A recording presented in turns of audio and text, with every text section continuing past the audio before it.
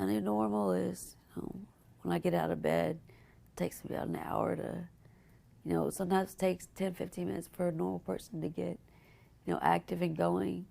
It takes me a couple hours. My body gets stiff. Morning time is one of the times that I don't need to be alone.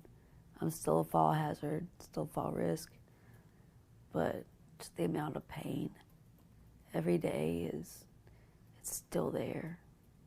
It's changed my life, my thoughts on life, everything. It changed our life plans.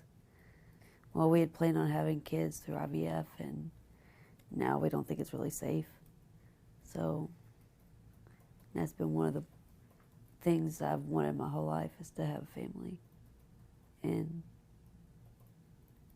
it's not in my cards now. It flipped our world upside down, to say the least.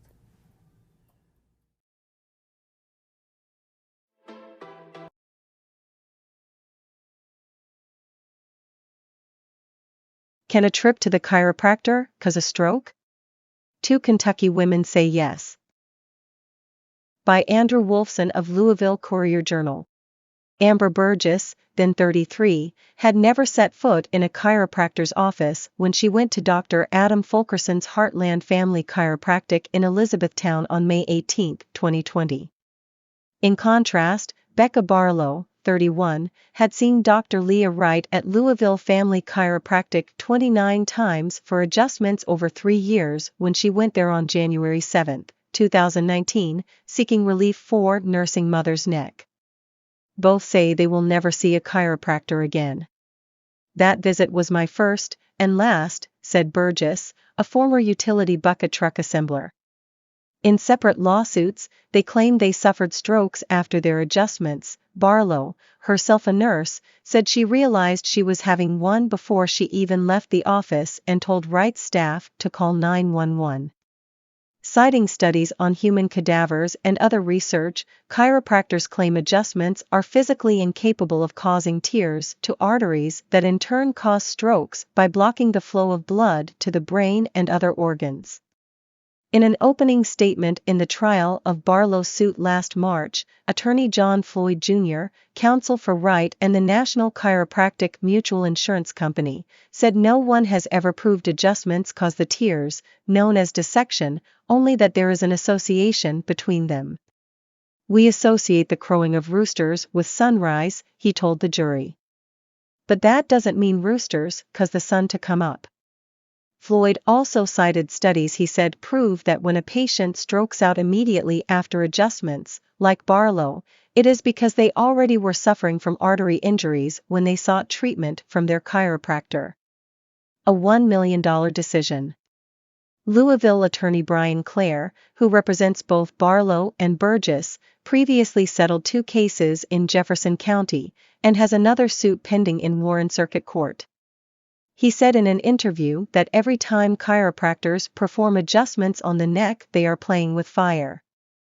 They can go too far, too fast, turning the neck past therapeutic limits, he said.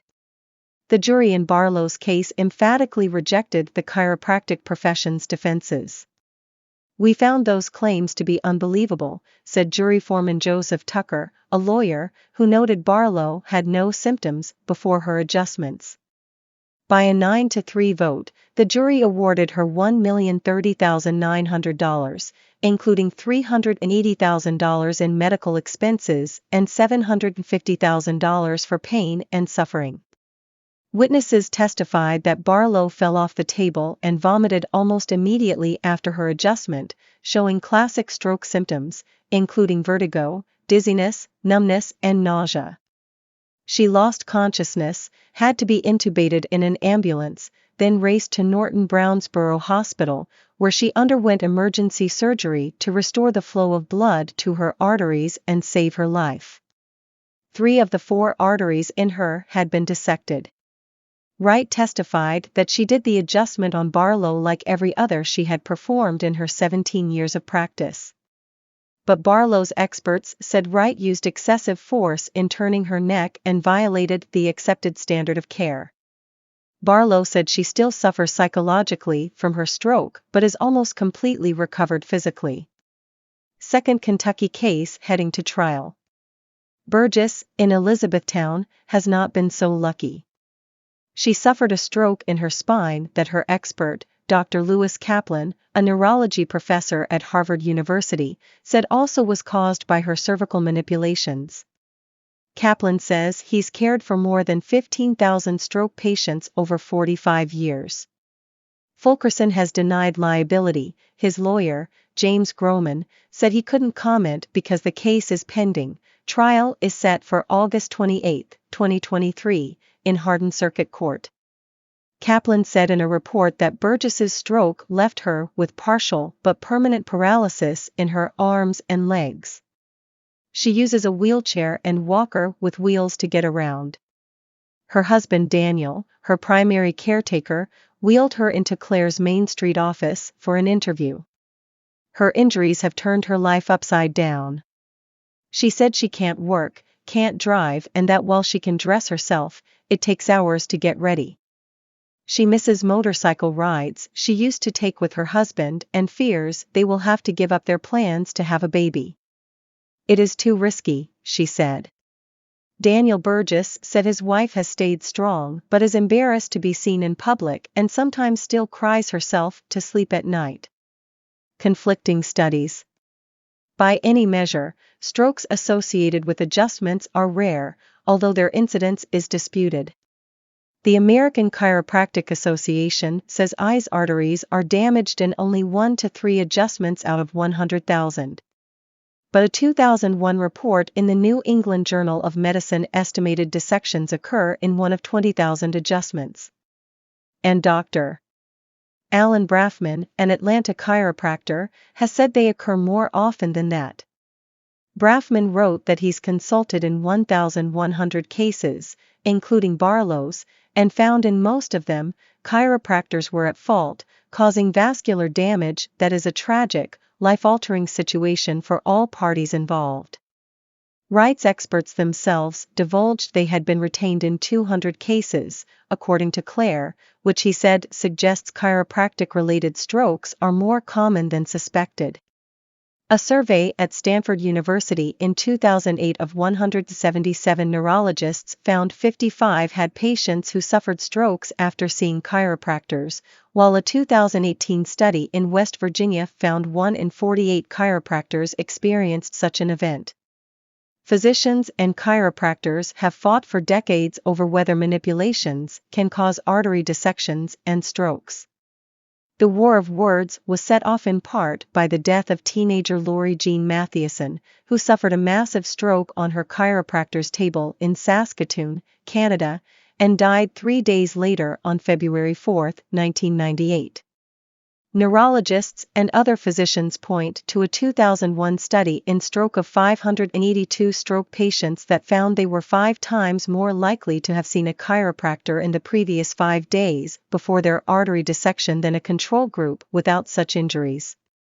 But the American Chiropractic Association says neck manipulations are one of the safest and most effective non-drug treatments for common forms of neck pain and headache. Chiropractors point to a study in Spine, a peer-reviewed journal of 818 dissection patients that found they were more likely to have been treated by a physician than a chiropractor.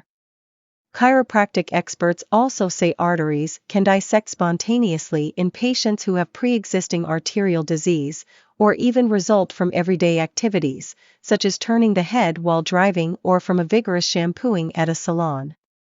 Such patients may then seek treatment from a chiropractor for pain, but their treatment was not the cause of the injury. The American Heart Association and other medical groups recommend that patients also be warned about the risks. Barlow said she never would have undergone her final manipulation if she had been informed. The Chiropractic Association says it supports patients giving informed consent for procedures, but it has no policy recommending or requiring that patients be warned of risks, said spokeswoman Annette Burnett. Strokes triggered by chiropractic manipulations rarely get press attention. But last July, when Caitlin Jensen, 28, who had just graduated from Georgia Southern University with a master's degree in chemistry and biology, was left paralyzed and in critical condition after a routine visit to a Savannah chiropractor, it produced a flurry of reports, including in Newsweek and People. Local news outlets said she is still recovering at a rehabilitation hospital. The chiropractor has declined to comment, citing privacy laws. Burgess, the plaintiff recovering from a devastating stroke in Elizabethtown, decided to talk about her trauma for a simple reason: people need to know about these injuries.